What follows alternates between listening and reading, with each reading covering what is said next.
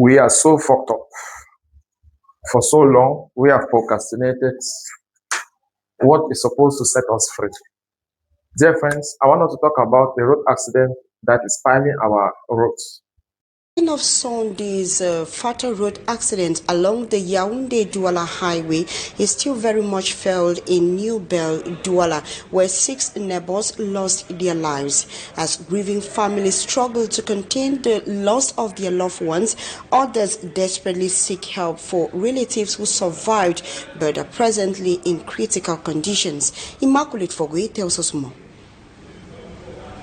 The pain remains fresh in the homes of families who lost their loved ones on Sunday's fatal road accident along the Yaoundé-Douala highway. 6 victims from the Newborn neighborhood in Douala 2 subdivision are among those who perished in the crash, leaving their relatives devastated and struggling to come to terms with the tragedy. According to the daughter of one of the injured victims, her mother had traveled to Biya, accompanying the corpse of 2 brothers to their final resting place when the fatal accident occurred. While her mother remains in a critical condition, her uncle lost his life in the crash. I found my uncle dead at the scene of the accident. His body was so badly damaged that he was barely recognizable. My mother survived, but she's currently in a critical condition. I am appealing to the government to honor its promise to take care of my mother's medical expenses alongside other injured victims. Elsewhere, the tragedy has left another family devastated. 41-year-old Mabe Sandrine leaves behind 3 daughters and a grieving family. My mother traveled on Thursday night and told me she will be back. Unfortunately, I was later told that she had lost her life. I feel devastated and deeply hurt by my mother's death.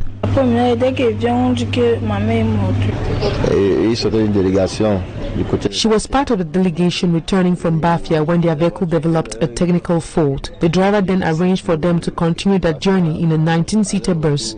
Sadly, the accident occurred around Biya. We were told the bus was attempting to overtake when it collided with the parked truck. For another family, the accident claimed the life of a 65-year-old mother. Her eldest son says they never imagined that a journey to accompany a loved one to their final resting place will end in tragedy. I was expecting my mother to return on Saturday night, so when she did not come home, I thought she had postponed her journey. But later that day, I received a call informing me that she was involved in an accident in Biya. We continued through the narrow passageways of the neighborhood, making our way to meet Landry, one of the survivors of the deadly crash. He may have escaped with his life, but a tragedy has left a deep mark on him. This survivor says he can only thank God for sparing his life despite witnessing the death of his friends and equally neighbors. He recalls that they were traveling near Puma, just a few meters from entering the town, when most passengers, including himself, were dozing off. Suddenly, the vehicle crashed violently. Those seated at the back woke up to the horrifying scene.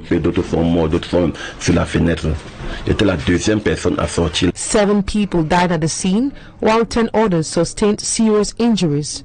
Preliminary report indicates that the crash may have occurred during an attempted overtaking maneuver. The injured were evacuated to the Biya Regional Annex Hospital. Solar Fight built for African businesses. Excel, QuickBooks, Sage, Odoo. You now have options. But does your software truly fit the way your business operates? Solar Fight is built around OADA accounting. Record your daily transaction and keep your accounts organized within an OADA compliant system. And when it is time to report, generate your manual tax and financial reports, including the DSF, directly from your financial records in just few clicks. Less manual work, less repetition. But SolarFight is more than accounting. Manage sales, point of sales, inventory, purchases, customers and supplier, cash and banking, human resource, and payroll, all connected in one system. Whether you run a pharmacy, a restaurant, a shop, a distribution company, a higher institution, NGO, or professional service, SolarFight brings your operation and accounting together. Access your business from your computer or phone, get the information you need, use AI where it adds value, and understand your business without always depending on an accountant to explain the numbers. You don't need software built for someone else's business. You need software built for yours. Join the business already powered by SolarFight or other accounting, business management, one connected system. Visit solarfight.com, WhatsApp 676 01 5090. And equally, the snacks bar, where they're allowing young people to suffocate themselves with toxin program substance. There are two videos that I will share with you in the course of the video. But what is important for me to let you know is that the reading of those who are in charge of the country is different from the reading we expect from them. In the road accident that took place in Balmayo, in the Kilimiki, we have a situation where the Minister of Territorial Administration comes out and says something that is totally different. Equinox had to visit the family. I'm going to share with you what the minister is saying about the situation. So this is what the office of the minister says about the Ndikilimiki. Stronger action to prevent accident is envisaged as President Paul Biya extends a condolence message via the Minat boss. Acting on the high instructions of President Paul Biya, the Minister of Territorial Administration, Paul Atanganji, visited Nomali in the Ndikilimiki subdivision, Mbamani and Inubu division of the Central Region on Saturday, 15 August 2026, following deadly road accident on the Yaoundé-Bafoussam Highway. The incident, which occurred in the early hours of August 14, involved passenger bus and a timber truck. 16 people were reported dead and about 40 injured. According to the minister was received by the Central Region Governor Nasiri Paul Biya, the division officer of Fombam and Enugu, the mayor of the Kilimiki, other administrative authorities, and the security forces. His first stop was at the accident site, where he assessed the extent of the tragedy and conveyed President Paul Biya condolences message to the bereaved family. According to preliminary information presented at the site, the timber truck had developed a technical problem and stopped on the road. The assistant to the driver, Fonwi Clement, said warning signals were put in place to alert approaching vehicle. The circumstances that led to the bus crashing into a stationary truck are, however, still under investigation. Minister Atanganji said investigation will be conducted by the administrative authorities and Ministry of Transport. He stressed that drivers must not continue driving when they are tired, noting that road users have the responsibility to protect life. The minister announced a tougher approach to road safety. Administrative authorities, particularly governors and divisional officers, are expected to take stronger action against transport agencies whose negligence repeatedly results in serious accidents. Such measure could include the temporary or permanent suspension of an agency activity within their area of authority. He further called on transport companies to take greater responsibility when recruiting drivers, stressing that owners must ensure that the people entrusted with transporting passengers are competent, alert, and fit to drive. While acknowledging the ongoing road safety efforts of the Ministry of Transport, Police, and the Gendarmerie, Minister Atanganji said the continual loss of lives require stronger prevention, enforcement, and accountability. He described the Normally tragedy as more death and too many deaths, while calling for greater discipline among drivers and transport operators to prevent similar tragedy on Cameroon's road. Now, I want to pose a question to you. When you hear like this, what does it ring to you? Promises, promises, promises, talk of measure. So all the fear that the people have robbed themselves with, choosing the weaker version of themselves each time the stronger version is calling for them, will all come to a standstill. Promise.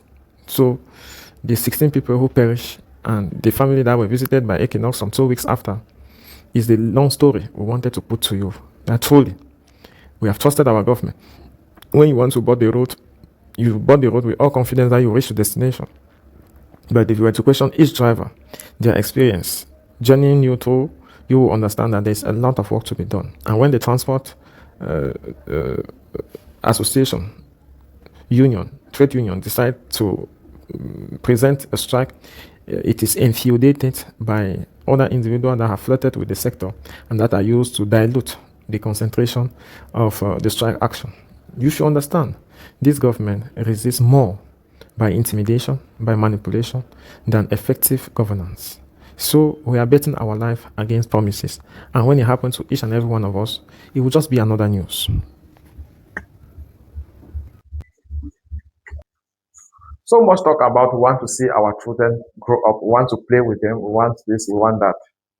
But what can you say of this family who not only have to go and bury their loved one, they had no plan that their loved one was supposed to disappear, but what's still, they have to, some are calling for the government to pay the medical bill and other things. Some are going to live forever with one leg, one hand, in short, invalid, something they were not prepared for. But I'm not here to tell you that, to draw you into sympathy. No. I'm here to remind you how life is fragile, how you need to take your own place on the political table to make your voice count. Because whether you like it or not, we are all fucked up.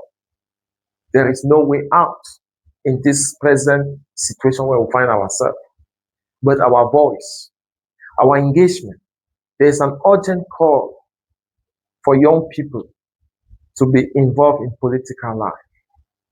It is regrettable to see more and more people only focusing on enjoyment and giving up completely on political activity.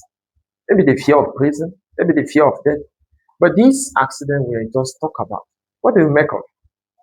So it's a reminder that yes, you will skip political news, skip political posts just because you don't want to endanger yourself. But those who are drinking all sorts, smoking all sorts of substance, mostly young girls, tomorrow you carry them and put in your house, they cannot give put to bed, and they want you to sympathize with them. They want you to understand their situation.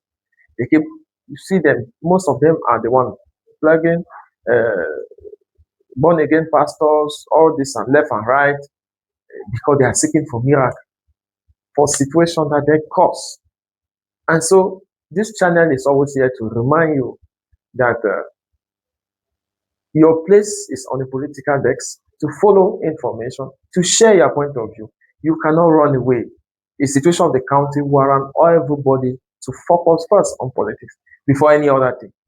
But while we still enjoy some leverage from our brothers and sisters from the diaspora, we have the impression that we can narrowly escape. It's been 43 years, counting on. And so please don't postpone again. Check if you have your voter's card. Check if you're putting center, because this time around, if possible, join a list. There's supposed to be a coalition of party of the opposition to see how they can win forthcoming election. The MRC of Maurice Kanto in the Southwest will be having meeting. If you are interested, you can put your comment section. You can put your number in the comment section. We are going to contact you to see how you can join. It is already in preparation of the forthcoming election. You must have heard that the CPDM already is having consultation talk, both in Bamenda, the one of the Southwest happened a week ago, of FACO precise. They are already on the ground gathering their team. You shouldn't be left behind. You shouldn't end only as a social media commentator. You are more than that. If not you, then who? Drugs consumed without restraint, young girls and boys, some barely 16, completely intoxicated, all with total disregard for the health and legal risk. Yet, the law is clear. No Cameroonian legislation authorizes such practices. In fact, in most of these venues, prohibition signs are clearly posted at the entrance, but profit seems to have taken